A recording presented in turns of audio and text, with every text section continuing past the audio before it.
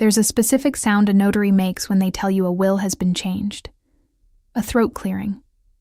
Nervous shuffling of papers. Eyes that won't quite meet yours. The sound of someone about to ruin your life. Ms. Johnson, I'm afraid there's been an update to your mother's will. Your sister Kennedy is now listed as the sole beneficiary. Sole beneficiary, not half. Not equal partnership, not even a reduced share. Sole, as in, everything goes to her. Nothing goes to me. I heard those words on August 12th, 2023, a Sunday afternoon. 3 days after my mother's funeral. 3 days after I'd buried the woman who raised me, who sacrificed everything for me, who promised I'd be taken care of. My name is Maya Johnson. I'm 29 years old. I'm a social worker from Houston, Texas. And for 6 months, I pretended I didn't know my sister had manipulated our dying mother into changing her will, while also stealing my boyfriend. Well, a fake boyfriend. But I'll get to that. This is the story of how I destroyed the person I thought I could trust most in the world. My sister. Let me start at the beginning. 2 years ago. Before everything fell apart. My mother, Patricia Johnson, was the strongest woman I've ever known. She raised me and my sister Kennedy alone. Our father left when I was 3, just walked out one day and never came back. Mom worked 2 jobs. Daycare teacher during the day, cleaned office buildings at night. She made sure we had everything we needed. Sometimes things we wanted too. We weren't rich, but we were loved, and we were together. Mom always said, "Girls, all you have is each other. When I'm gone, you take care of each other. Promise me." We promised. That promise died on August 9th, 2023. But I'm getting ahead of myself. In June 2022, Mom started feeling sick. Stomach pains, loss of appetite, fatigue. She ignored it for months. Couldn't afford to miss work. Couldn't afford the doctor bills. By the time she finally went to the hospital, it was bad. Stage 4 pancreatic cancer. The doctor said 12 to 18 months, maybe less. I remember sitting in that hospital room, Mom holding my hand, both of us crying. "I'm going to beat this," she said. But we both knew the truth. I called Kennedy immediately. She was living in New York, working at Goldman Sachs, making more money in a year than Mom made in 10. "Kennedy, it's Mom. It's cancer. Stage 4. Silence on the phone. Then, "Oh my God, I'll fly home this weekend." She came. Stayed 3 days, took photos with Mom, posted them on Instagram with captions like, "Family is everything," and "Standing strong together." Then she flew back to New York, back to her penthouse, her Mercedes, her designer life. I stayed in Houston, 5 minutes from Mom's house in 3rd Ward, and I became the caretaker. Let me tell you what that means. What nobody tells you when someone you love is dying. It means waking up at 5 a.m. to take them to chemo at 6. It means holding their hand while poison pumps through their veins, hoping it kills the cancer before it kills them. It means watching them throw up for hours afterward, cleaning it up, pretending you're not falling apart inside. It means sleeping on their couch because they're too weak to be alone, too scared to be alone. It means calling in sick to work, using all your vacation days, all your sick days, going on unpaid leave. It means watching your savings account drain. $5,000, then $3,000, then $1,000, then nothing. It means putting gas and groceries on credit cards, going into debt. It means your boss calling you into his office. "Maya, we love you, but you've missed too much work. We have to let you go." It means losing your job, your income, your health insurance, all while watching your mother die. That was my life for a year and a half. Kennedy visited every 2 months. Long weekends, Friday to Monday. She'd walk in with shopping bags from Neiman Marcus, new outfit, new shoes, new purse. "I brought Mom some nice lotions," she'd say. the good kind from Sephora. As if $80 lotion would cure cancer.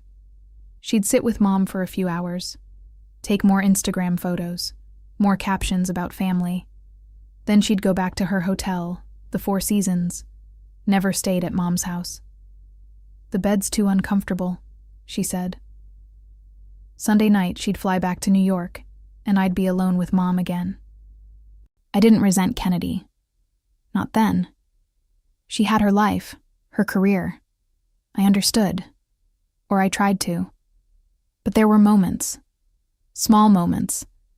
Like when Kennedy posted a photo from a work trip to Paris. Eiffel Tower in the background. Caption: "Living my best life." I was in the bathroom at the hospital. Mom was getting scanned. I was crying. Hadn't slept in 2 days. Had $47 in my bank account. And my sister was in Paris, living her best life. Or like when Kennedy FaceTimed Mom from a rooftop bar in Manhattan. Champagne in hand, city lights behind her. "I'm at this amazing party, Mom. I wish you could see it." Mom smiled. "That's wonderful, baby. Have fun for me." I was in the kitchen, making Mom's dinner, something soft she could swallow. Soup. Again. I wanted to scream, but I didn't, because Mom loved Kennedy, was proud of her. "Your sister worked so hard," Mom would say. "Stanford, Goldman Sachs, she made it." "You made it too, Mama," I'd say. "I'm just a daycare teacher. You raised us. You made us. That's everything." She'd smile, weak, tired. "You're my sweet girl, Maya. Always taking care of everyone else." That was in March 2023, during one of Mom's good days. She was sitting up in bed, alert, clear-minded. "Maya, I need to talk to you about something important." "What is it, Mama?" She patted the bed next to her. I sat down. "When I'm gone, I want you to have the house. It's paid off, worth about $380,000. I want you to have it." "Mama, don't." "Let me finish. I also have a life insurance policy. $200,000. I'm splitting it equally between you and Kennedy. $100,000 each." I started crying. "I don't want to talk about this. Baby, we have to. I want to make sure you're taken care of. You've sacrificed so much. Your job, your savings, your whole life." "I'd do it again." "I know. That's why I want you to have something, some stability, a foundation." She squeezed my hand. "My will is with my lawyer, Robert Chen. He's had it for years. Everything's in order. The house goes to you. Life insurance split between you and Kennedy. When the time comes, Robert will handle it." "Does Kennedy know?" I told her. She understands. She has her career, her money. She wants you to have the house. I hugged Mom, carefully. She was so fragile. "Thank you, Mama. Promise me something. Anything. Take care of each other. You and Kennedy. When I'm gone, all you'll have is each other." I promise. That was the last real conversation I had with my mother, because 2 months later, in May 2023, everything changed. Mom's condition got worse, much worse. The cancer spread, liver, lungs, bones. She was in constant pain. On morphine around the clock, barely conscious most days. The hospice nurse said it could be weeks, maybe days. That's when Kennedy quit her job. She called me.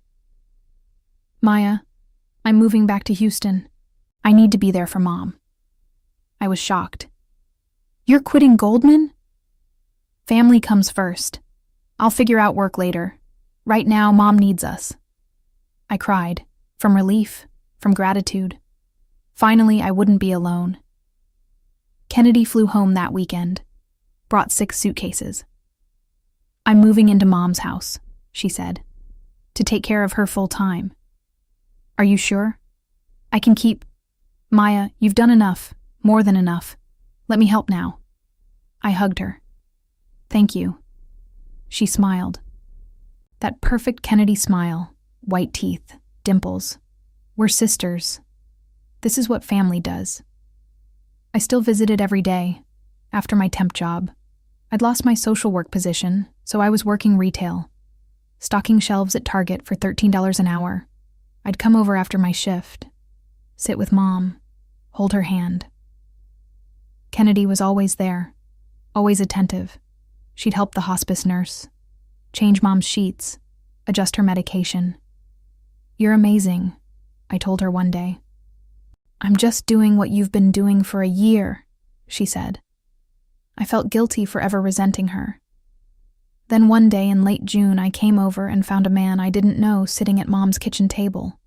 Young, maybe 30, professional, nice suit, laptop open. "Maya, this is Brandon," Kennedy said. "He's helping me with Mom's estate." I looked at Kennedy. Estate? Legal stuff, making sure everything's organized. Brandon's a lawyer. He's amazing. Brandon stood, shook my hand. "Nice to meet you, Maya. Your sister speaks very highly of you." "Nice to meet you too, but Mom already has a lawyer, Robert Chen." Kennedy waved her hand. "Robert's like 70. He's retiring. I found Brandon through a friend. He specializes in estate law." "Does Mom know?" "Mom's not really coherent anymore, Maya. Someone has to handle this stuff." She was right. Mom was barely conscious, on morphine constantly. "What are you organizing?" I asked Brandon. "Just making sure all the documents are in order. Will, life insurance, property deed. When the time comes, everything will be smooth, no complications." It made sense. I was too exhausted to question it. "Thank you," I said. "Of course," Brandon said. That smooth lawyer smile. A week later, Kennedy introduced me to someone else. I walked into Mom's house, found Kennedy sitting on the couch with a man. Gorgeous man. Tall, dark brown skin, beautiful smile, well-dressed. "Maya!" Kennedy jumped up. "This is Devin, my boyfriend." I was shocked. Kennedy had never mentioned a boyfriend. "Hi," Devin said. Warm voice, kind eyes. "I've heard so much about you." "You too," I lied. "Devin works in tech," Kennedy said. "Software engineer. He's been so supportive during this whole thing." "That's great," I said, and I meant it. Kennedy deserved someone supportive, but I'd be lying if I said I wasn't jealous. I'd been single for 2 years, too busy caring for Mom to even think about dating. Meanwhile, Kennedy had this perfect job, perfect apartment, and now this perfect boyfriend. It stung. Over the next few weeks, I saw Devin at the house a lot. He and Kennedy seemed perfect together. Always laughing, always touching. That couple energy. One night, I stayed late with Mom. Kennedy and Devin were making dinner. I watched them through the doorway. The way he looked at her. The way she smiled. I felt something dark inside me. Something ugly. Envy. My sister had everything. And I had nothing. No job, no savings, no boyfriend, no future, just debt and grief. I hated myself for feeling that way, but I couldn't help it. Then came the night that changed everything. July 15th, 2023. A Saturday. I'd been at work all day. Double shift at Target. Came home. Realized I'd left my phone charger at Mom's house. It was 10 p.m. Late. But I needed the charger for work tomorrow. I drove to Mom's house, let myself in with my key. The house was dark. Quiet. I walked toward my old bedroom. That's where I'd left the charger. As I walked down the hallway, I heard voices, coming from Mom's bedroom, Kennedy's voice, and a man's voice, not Devin's, someone else's. Brandon, the lawyer. I stopped, stood in the dark hallway. "Are you sure she signed everything?" Brandon's voice. "Yes. I did it while she was heavily medicated. She barely knew what was happening." My blood went cold. "And the will?" Changed. I'm listed as sole beneficiary. Sole beneficiary. What about Maya?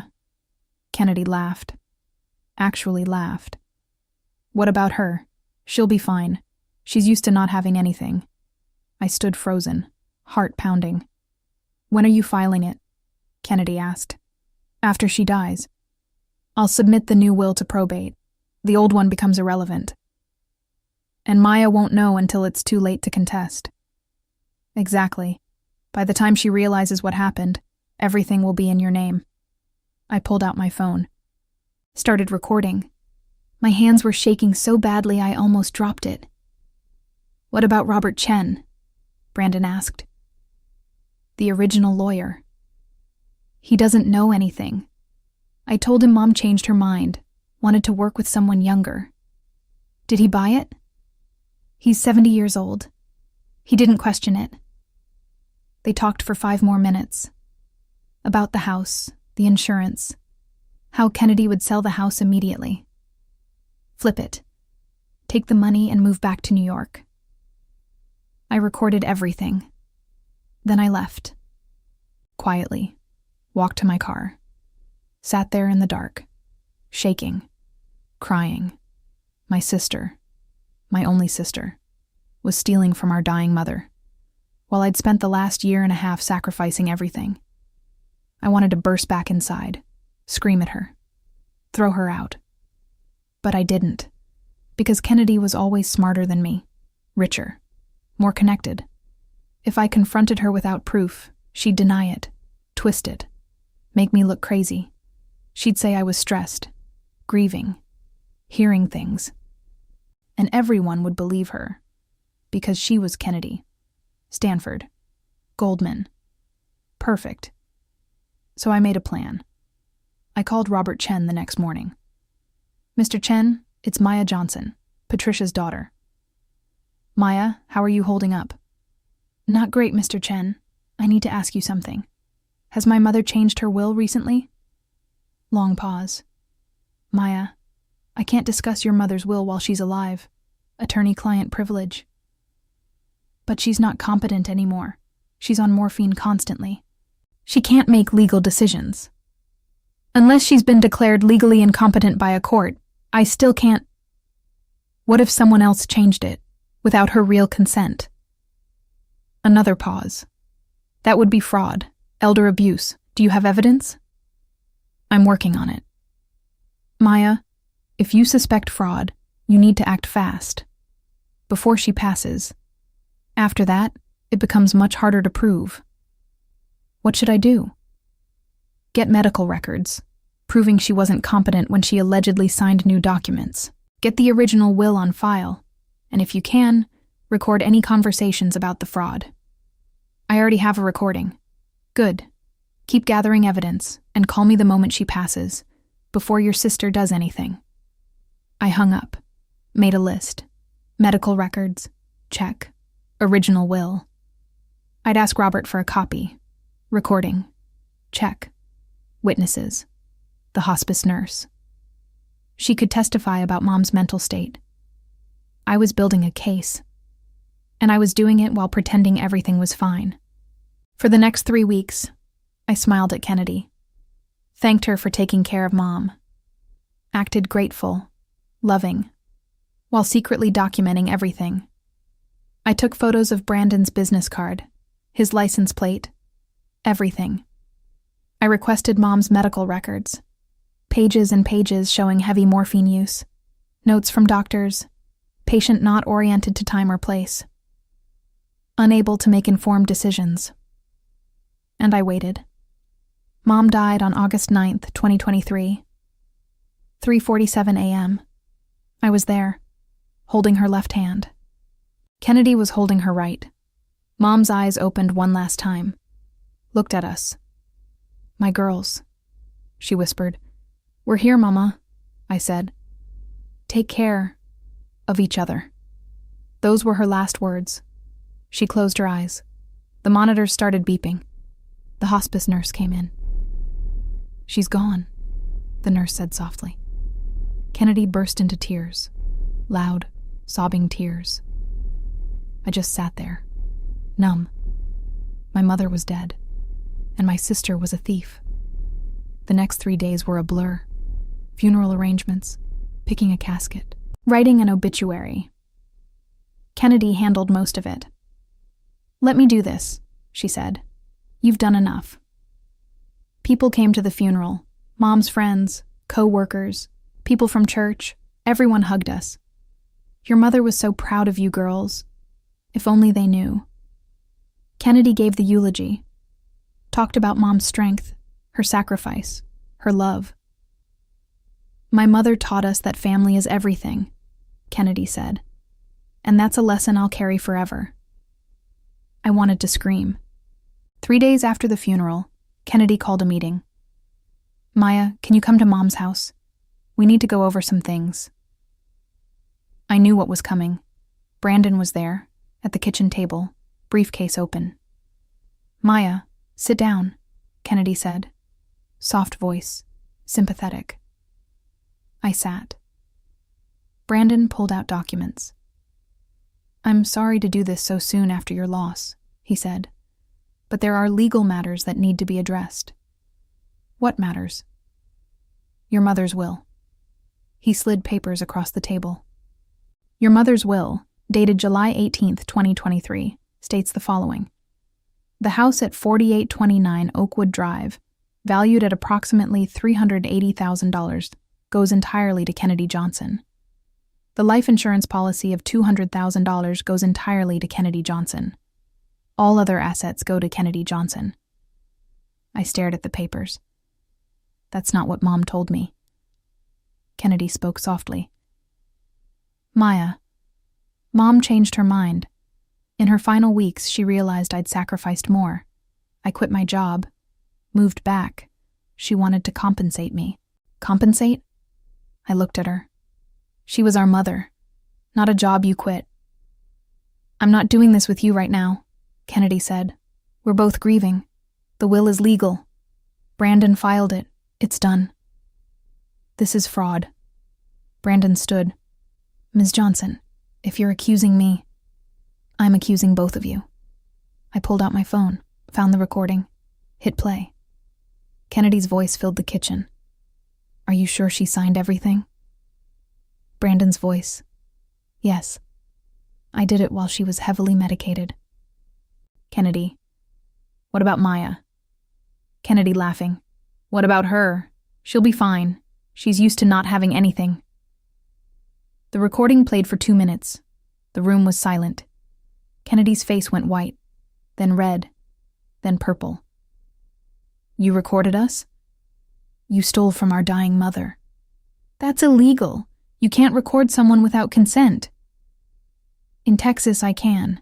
One-party consent state. Look it up." Brandon was already packing his briefcase, hands shaking. "I'm leaving.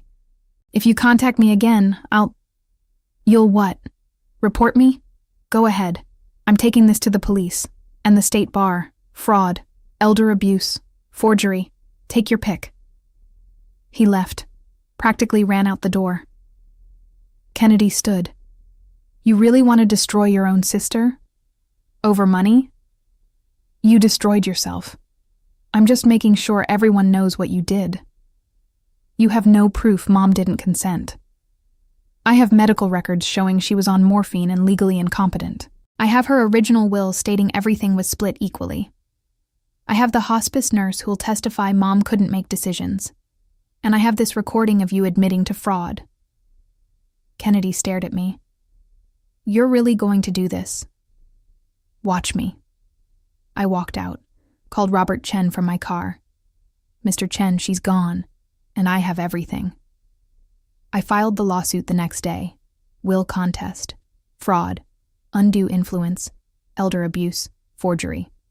I asked for the fraudulent will to be thrown out, the original will reinstated, and for Kennedy to pay all my legal fees. The case took 8 months. Kennedy hired expensive lawyers, big firm, $500 an hour. I had Robert Chen. And the truth. We went to court in April 2024. The trial lasted 3 days. I testified. Told the whole story. Played the recording. Robert Chen testified. Confirmed Mom's original will. Confirmed she never wanted to change it. The hospice nurse testified. Described Mom's mental state in July. She was on 40 milligrams of morphine every 4 hours. She didn't know what day it was. She couldn't have consented to legal documents. Medical records were submitted. Pages of evidence. Kennedy testified. Tried to explain. Mom told me she wanted to change the will. She wanted me to have everything because I sacrificed my career. Did she tell you this while she was on morphine? My lawyer asked. I don't remember. You don't remember. But you remember her saying she wanted to change her will? Yes. Ms. Johnson, isn't it true that you hired Mr. Brandon Willis to forge these documents? No, that's not. Isn't it true that you manipulated your dying mother? No. But the jury saw through her. The judge ruled in my favor. The fraudulent will was thrown out. Mom's original will was reinstated. I got the house. Kennedy and I split the life insurance equally. Kennedy was also ordered to pay my legal fees, $45,000. And Brandon? The state bar opened an investigation. 6 months later, he was disbarred. Lost his license to practice law forever. But here's the thing nobody expected. The thing that made the story go viral. During the trial, Devin came forward. Kennedy's perfect boyfriend. He wasn't her boyfriend. He was an actor. She'd hired him. Paid him $5,000 to pretend to be her boyfriend for 6 weeks. Why? Because one night in June, I'd mentioned to Kennedy that I was lonely. That I wished I had someone. So she hired a fake boyfriend. To make me jealous. To rub it in my face that she had everything and I had nothing. While our mother was dying. Devin testified. Showed the Venmo receipts. $5,000. Memo. Acting services.